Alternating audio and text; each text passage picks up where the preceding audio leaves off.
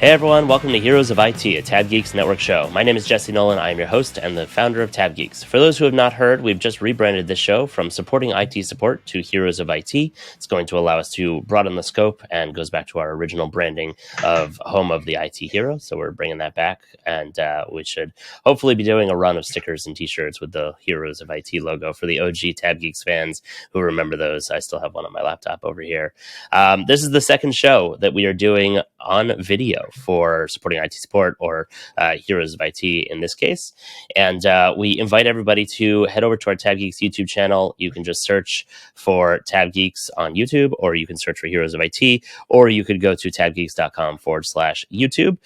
Please do me a favor and hit the subscribe button, as we need to reach a certain number of subscribers in order to get the unique tabGeeks URL on there. So we're inches away from doing that. So if you could just go on there and hit the like button, or hit the subscribe button rather, however those YouTubers say it, that would be hugely appreciated.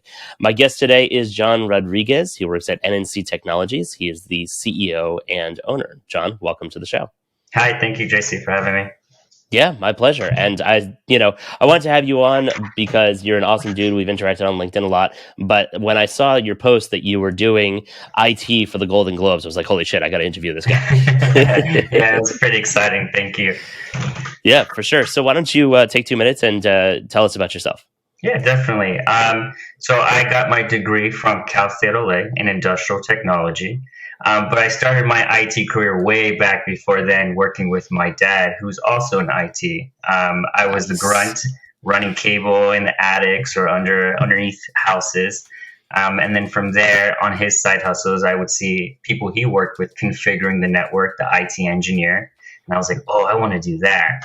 So from there, I was like, I went to school for industrial technology with a concentration in internetworking. So taking Cisco CCNA classes, among many other classes within that degree. And then from graduating, I went and started my career at Encore Event Technologies, an AV company, but specializing in their IT department. And then that's when I got into production in AV and just stuck with it. And I found my passion. I really like doing it. That's amazing. And I love asking this question because, and we'll go back to more into the story with your dad and how you got into IT, but it's so many people that I interview on this show. When I ask that question, it's like, oh yeah, I got a degree in poli-sci, and then my first job out of college was in IT, or I, worked at a car dealership and they needed somebody to fix their computers. And so I started doing IT or things like that. It's rare to hear somebody who actually got into IT early on, went to school for IT and continued all the way through. So what was it like growing up in a house that did IT? I mean, it's IT as a field is still relatively somewhat new, so to speak. I mean, Obviously it's been around for a long time, but today's IT is very different from the IT of 20 or 30 years ago. What was that like working with your dad? Definitely couldn't make excuses on how not to do things with computers, because he knew how to do it. Mm-hmm. So I couldn't beat around the bush, because he's like, I know how to do it, you could do it. Right. But it was awesome. I mean, going on all his side gigs, I was excited to do it. I didn't mind going again in the attics, finding different animals and stuff like that. But and then progressing to bigger side hustles with my dad to installing cameras and incorporating different IT technologies and equipment within his side hustles. And then I just started going down the rabbit hole. That's awesome. And was he pushing you to go into IT, or were you just fascinated this from the early days? He did push us to go wherever we liked, whatever we chose. But my passion was IT. I really liked computers, taking them apart. During middle school, I was part of, now it's called STEM, but I was part of MESA, Math, Engineering, Science Achievement. Nice.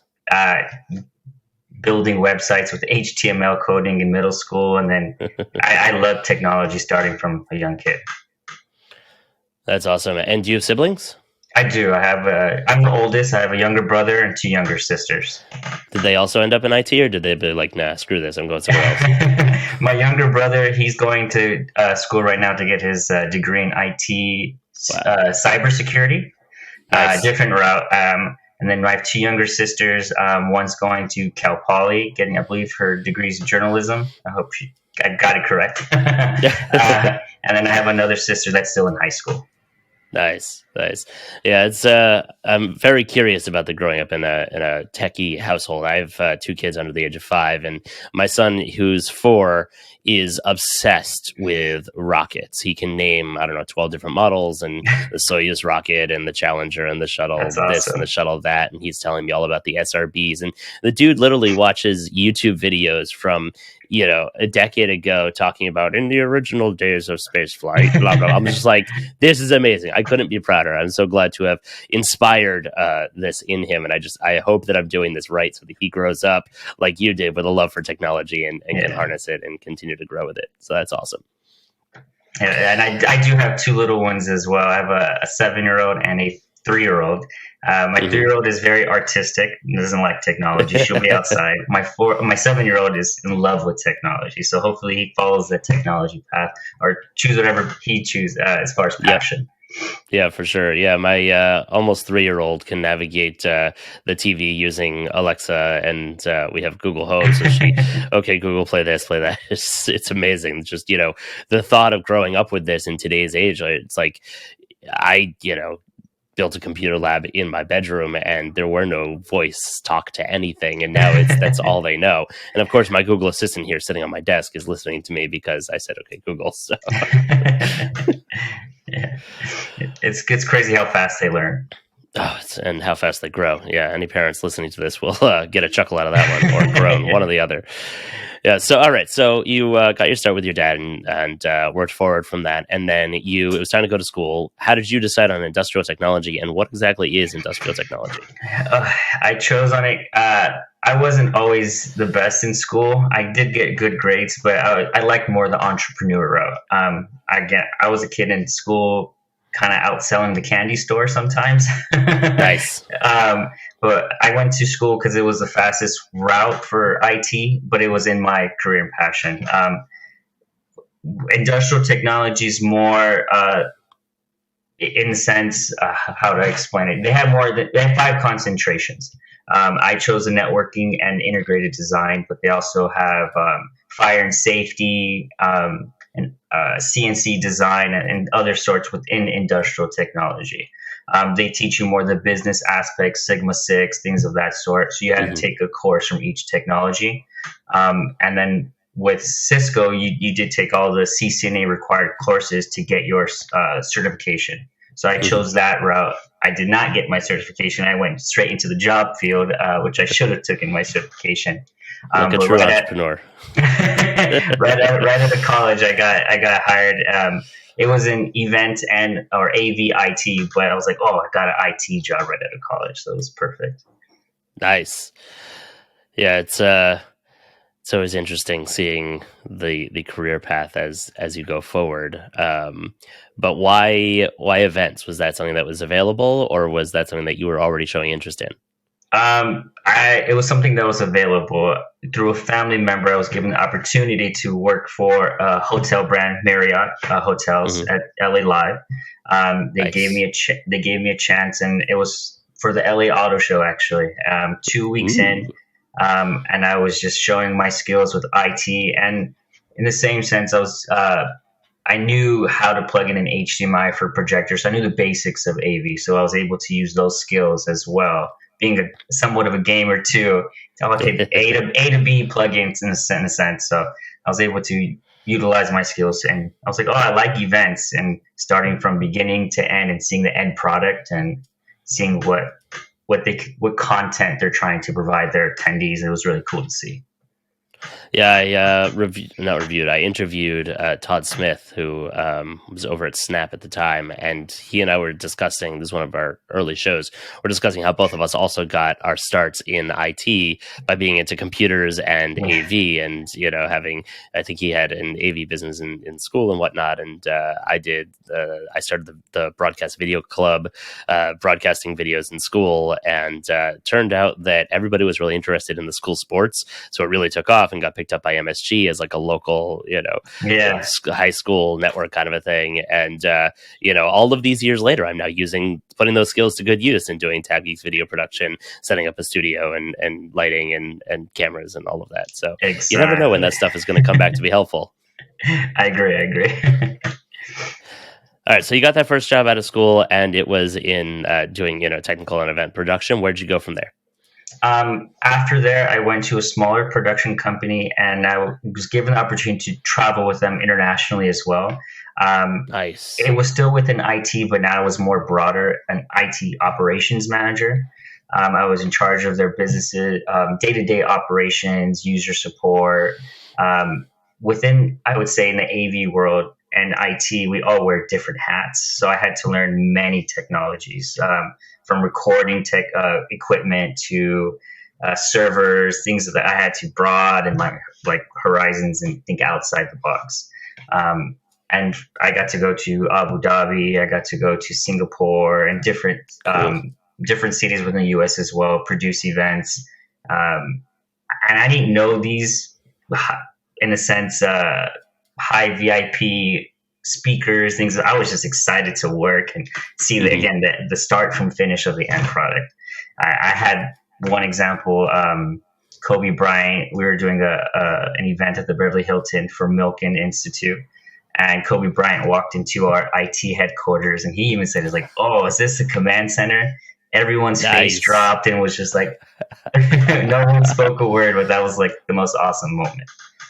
Wow. I feel like he Yeah. does that just for kicks. Yes, because just to see everyone's face, but it was awesome. But moments like this where you can see people. I mean, I don't talk to them, but just kind of being in the same room and things of that sort, it's pretty awesome.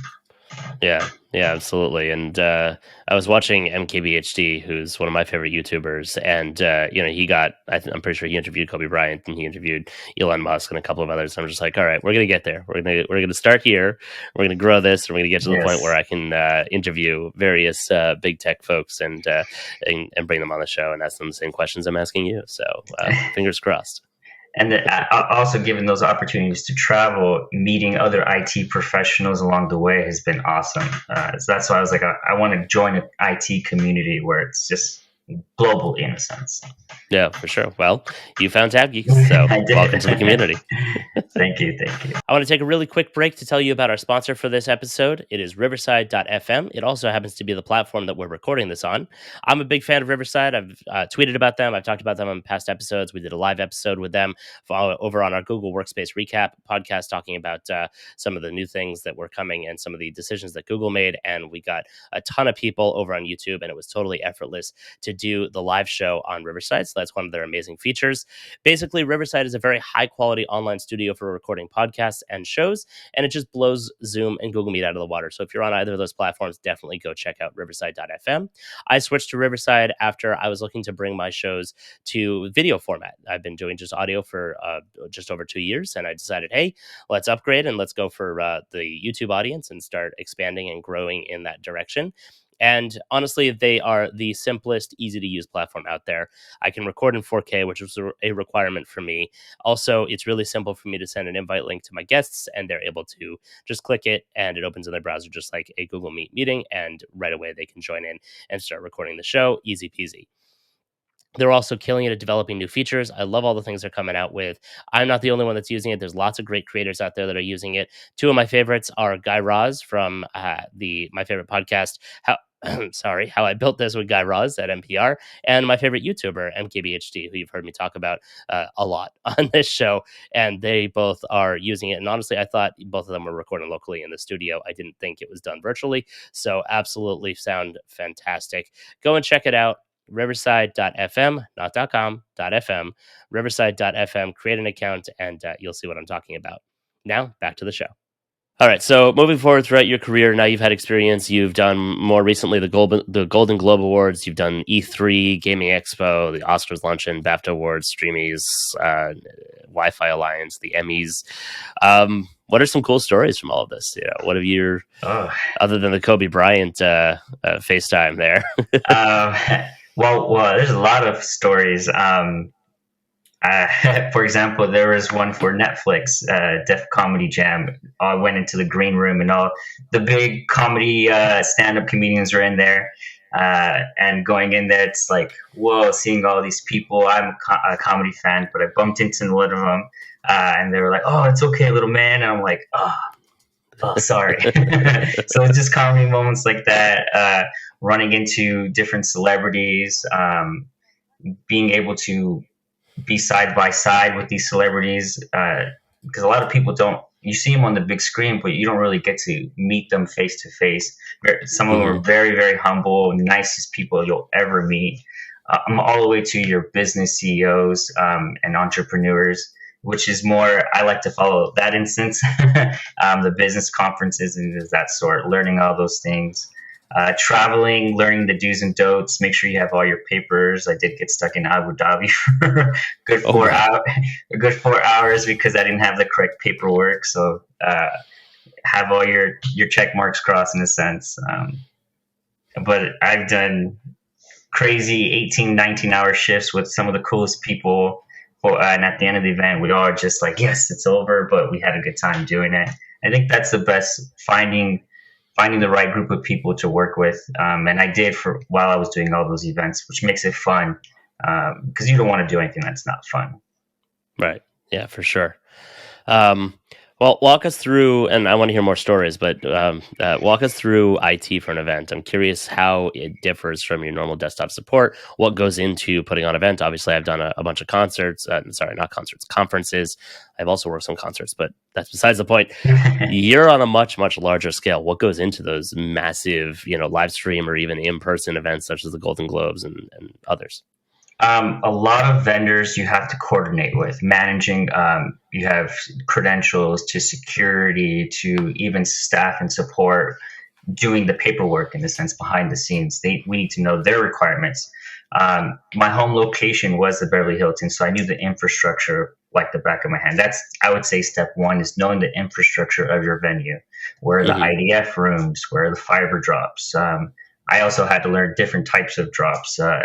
From multi-mode to single mode fiber, OM3. I had to learn all this stuff because not only am I sending data, I'm also sending video feeds and audio feeds. Sometimes they don't work with single mode or multi mode. So knowing the infrastructure and things of that sort would be step one. Then step two, knowing the vendor's needs, and also the location. Because again, infrastructure. If they're on this side of the hotel or venue, and they have to get the feed all the way on the other side, how am I to do that without making it look messy? So I had to Hmm. make it look presentable. These are very big VIP events, so it has to be clean, presentable. Safety comes first as well. And then comes the IT user support. Once we get everything in place, the network drops. We go into user support mode. If I have to know what equipment also is the client's bringing in case they have issues with it. Sometimes IT is not traveling with these companies; it's just sending it off with the interns or the PAs and that sort, just to set up. So knowing their equipment as well and what they're bringing, you have to be knowledgeable all around in a sense. Interesting. It'd be a curious career to be kind of like a traveling roadie techie. Yes, I actually just started that with my business, traveling with a couple clients. Oh So yeah. yeah, going to different venue or hotel venues. So reaching out to the venue. I used to be on the opposite side. Now Hmm. reaching out to the venues, telling them my needs. If I can get into the closets, because now I know how to make it easier. Put a switch in the closet and I can patch, but Right. not having to run cables and things, making work smarter, not harder in a sense. And how are the hotels when it comes to that? Are they a pain in the ass, or do they just kind of let you do what you need? Uh, I would say majority of them are because it's a security issue now with letting us into the IDF room. Sometimes they're nice about it. Sometimes I give them equipment, but there's that miscommunication. Okay, patch here, patch there. I already have everything written down. I try to give them as much information as I can, but I was on their side, so I try to like communicate with them, like, "Hey, man, I worked for here." Try to like, so they kind of get a sense of no, or get a sense of who I am and not just Hmm. some other IT guy coming in and try to bark orders. Right. Interesting. I once read an article. I think Wired did a spread years ago on what it takes to do the production for the Super Bowl, and Oh, it's a bringing lot. in tractor trailers of just command stations and gear and miles and miles and miles of cable. I And it's all imagine and that's it's all somewhat of a game. fiber. Yeah, it's Yeah. all fiber bringing in, and that's again the cable trucks having to Hmm. provide them with their needs, either fiber or, and everyone wants, I want a gig link, I want a gig link, I want to, or speed. I got these speeds at my house. Why can't I get it here? And I'm like, Yeah. it's not the same, but it is the same. I'm getting internet. So running into those and explaining, going from technical to almost salesman talk and explaining, because not everyone is knows the technical lingo as far as IT as well. Hmm. So, what was it like doing specifically for the Golden Globes? Which it was, I think, your most recent big event that you did. Um, it was on a smaller scale because of COVID, but Hmm. pre-COVID, that was 2 weeks of planning, walking with credentials, again, 18-hour, 19-hour days, because every vendor comes in at a different time. They're flying in from places, having to walk with security. We need a drop here, and you're like, how am I supposed to get a drop here? And it was the same sense kind of with security for Globes, making sure their live stream everything was fine. Also checking the live stream with with our video crew. We were using a system called vMix, so we were able to test the stream. He could test the speed, the signal strength, things of that sort. It was on a smaller scale, so we only had one rig in a sense set up, but during the pre-COVID, they had times it by 100 different vendors, cable trucks going down all Santa Monica Boulevard. They made a cable ramp across the street, again running fiber across that. So yeah, it's a big setup. Well, And next time, go ahead.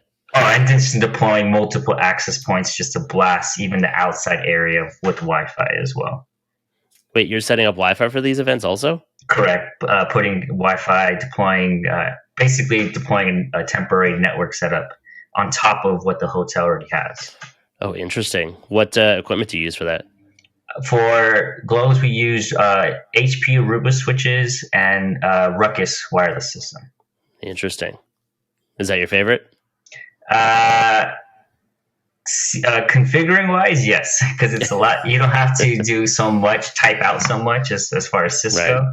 Ruckus, I do like. It's pretty easy to get set up and adopt.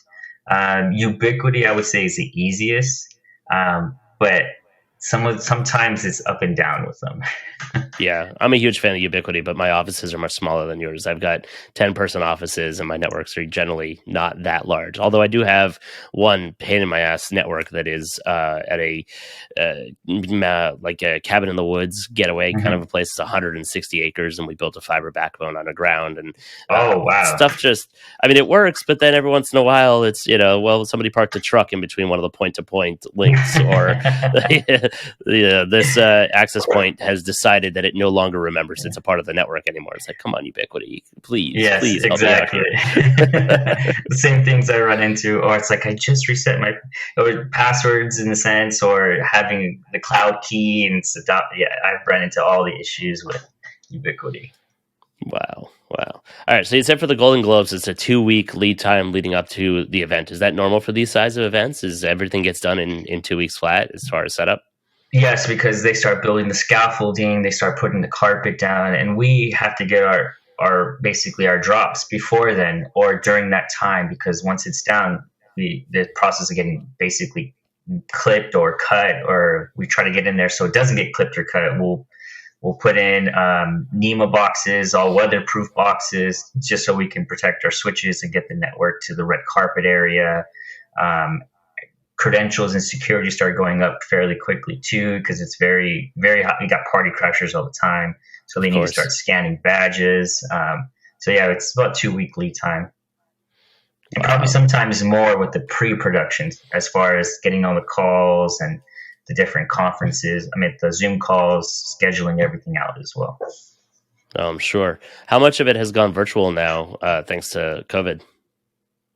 Um, so not this globes, but the previous globes, it was pretty much almost all virtual. They had, I want to say, close to 80 vMix machines doing things virtually. I mean, they did have some celebrities on site that were just announcing the winners, but Hmm. majority of everyone was home. And then this globes, the only people on site were the announcers, and everything was broadcast. It was very very small. Wow, that's crazy. Do you think that's the future, or are we going to see a comeback to in-person stuff?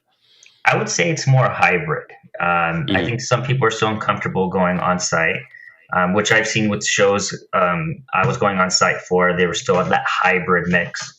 Um, but people are missing on site that interaction with people, the networking, getting coffee, actual coffee with someone and talking, and things of that sort. I think people miss that. So hopefully, we get to a point where we can go back to on site events. Hmm. Interesting. All right, walk me through the rest of your equipment. Are you an all Mac shop? How does that work? I actually used to be all Mac shop. I do have a Windows or PC built with a, I was able to get a good deal with a RTX 3070 for my computer. It was already pre-built, so that's what came with this. I was like, yes. And then from there, I'm starting to learn more the live stream, incorporating vMix into my computer, things of that sort. But on site, I was PC or Mac. I started leaning more towards the Mac because I found different apps I can configure with. So I was like, okay, cool. This is pretty cool. Because PC was I was using Putty all the time. I didn't use Mac at all. So Yeah. I had to learn that transition when I moved in with another company. Oh, interesting. And are you using, or rather, are you also setting up all of the audio side, the microphones and lapel mics and handheld mics and all that jazz, or are you just on the network side? Well, I used to, in a way, set up that side, but each, I would say that's a position called an A1 or an A2. I do have knowledge of setting it up, but there would be a Hmm. specific engineer for that position. So I do know how to set Interesting. up audio, lighting, video, but my specialty would be IT and video. Hmm. Has anything ever like blown up in your face at one of these events where it just melt down, nothing works? Yes, during one event, the the venue I was at, they had a firewall that kept throttling at 250 megs or their firewall. So the on-site IT director was like, okay, let me just during the live stream, multiple live streams like that, he just unplugged his fire or Score's firewall and plugged it back in. So everything went down. I had to go in crisis mode. I figured out right at that because it's like a pivot moment. You have to figure out to get everything back up. We did have a backup circuit. I was able to patch in the backup circuit to the event's core because it was Hmm. separated. And then everything got back up within 5-10 minutes. But I was maybe 5 weeks into the company, and then everything, yeah. Wow. And it was my first big event by myself as well, so I had to kind of think on the spot. Got a whole bunch of gray hairs from that one, I'm sure. Yeah, yes, yes. There That's was one awesome. time I did an event, the whole island of Singapore went down. Whoa. Yeah, they only have two internet providers, from my knowledge, and both of them had gone down. So, John, could you fix it? I was like, I really can't fix it. Not with the equipment we have. I love those requests. I'm curious as we start seeing things like Starlink popping up and better satellite space based internet, if every event is just going to have, an array of three or four of these things where you're going to be like, all right, I'll be on the roof and strap those things on the roof, and that's your entire uplink. And yeah, pretty because the venues it's almost well, there's been times when people cut the fiber to the venue and there's no really backup for that. You have to get Hmm. the Verizon or AT&T to come out and fix it. But like those mobile solutions, Starlink or even having a bonded router for cellular is becoming an option with 5G. Hmm. Wow, that's crazy. So it's a interesting niche in the industry to think about of like, all right, how is this going to change things for you guys and where's it going? It's like, from my office it's like, all right, I'll just put in a second internet line and it's just there. But for you, I mean, you only have 2 weeks lead time to get into an event. You're not putting in anything. Correct. Correct. Yeah. Bring it all And with you. I like the intensity though. And I'm very passionate about it. So when I'm always meeting new people, whether it be from producers to stage managers to graphics. In the production side, it's pretty cool, and they're all from the U.S. or other Hmm. parts of the world. So it's cool to hear their stories as well. Yeah, well, I'm sure there's probably some crazy things that they've done all over the world. I mean, events. the virtual side of things is relatively new, but events have been going on forever, and Yeah. technology has been at their core from the early days. I can't imagine some of the things that have gone down that we don't know about behind the scenes at these events. And yeah, not a lot of clients or attendees see it. It was just our minds is the event has to be successful. Right, the show will go on. Yes. Have you ever done anything at any of the bigger theaters, like Broadway level, where it's a dedicated space for doing production, as opposed to a hotel where they take over a ballroom or stuff like that? I have unfortunately not had the pleasure of working at a theater, but most of the people I do work with come from theater. Oh, I'm sure. Yes. The production guy, all the AV, video, lighting, they all come from theater. That's mostly their backgrounds. That makes a lot of sense. So why did you strike out on your own? Was this a COVID decision?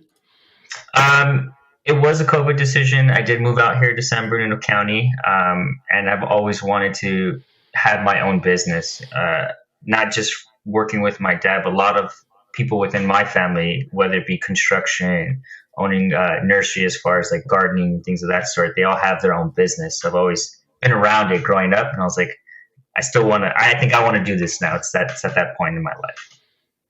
That's also where I struck off to start tabGeeks on the side, and now took a step down from my leading IT to have more time to do this, and now I get to interview wonderful people like you. So, Thank you.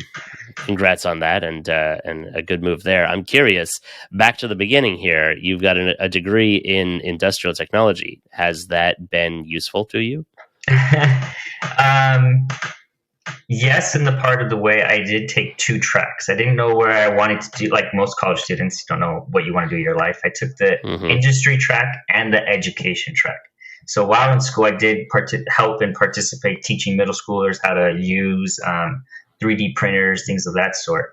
So I think I took that aspect of my degree into kind of helping people and teach people alongside me, or kind of finding mentors as well.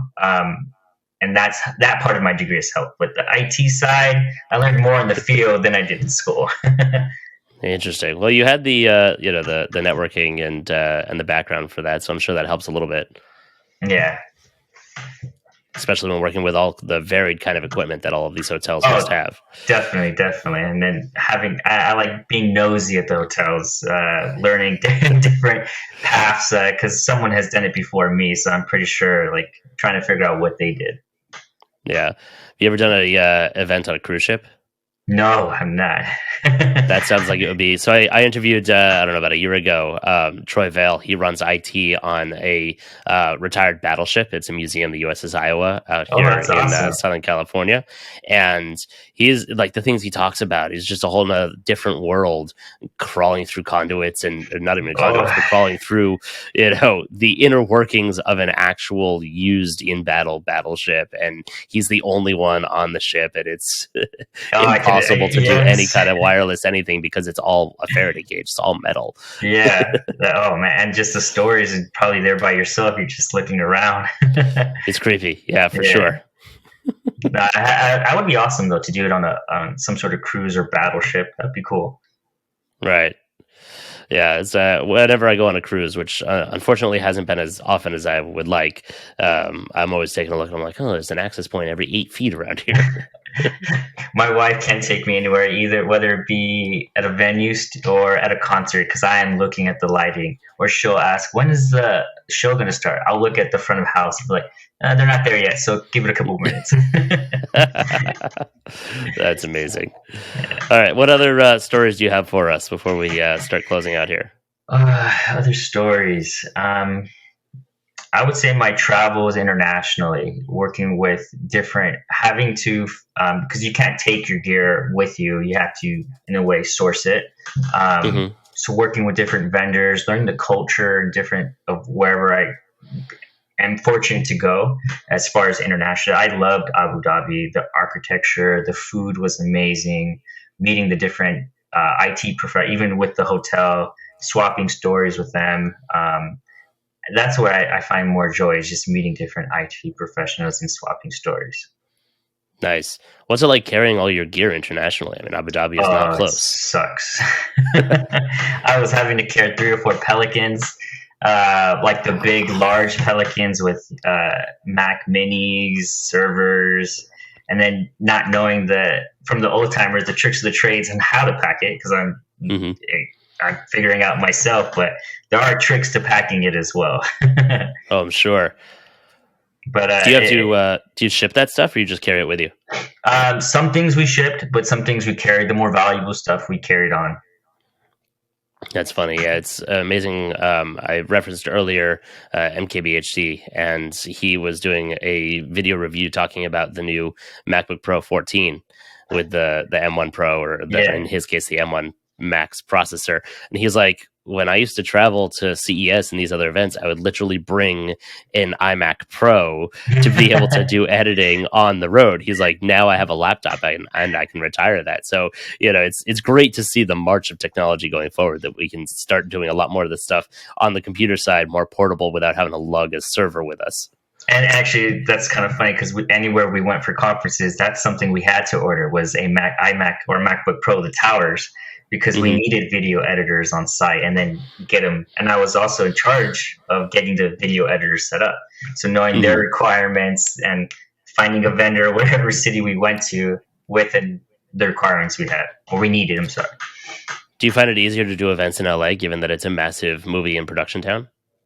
Can you just rent Um, all that stuff? yeah, there's a lot of there. Yeah, it's knowing the right connections, the right people, and like there's several AV companies that I know that I find their equipment trustworthy. I've used it before; it hasn't failed on me, and that's the key thing. Like it could be the equipment you need, but you don't know where it's coming from.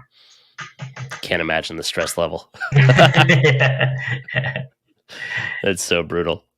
All right. Do you have any other stories for us from crazy events or fun things that you've done?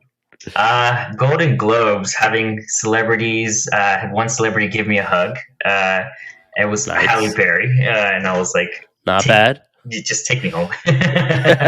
um, just don't let go. Just hold on. just yeah, and that was just me.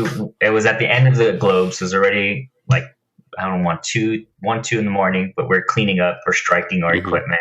So have shaking hands with like Ryan Gosling when he won the award for I want to say La La Land. Oh, I didn't watch the Hmm. movie, but I was just there checking checking the IT in the award or presenter room, and I happened to be there, and I'm like, oh, he shook my hand. I was like, but those type of moments are pretty cool. Not realizing or not expecting, oh, sweet, thank you from him or any other celebrity. Right.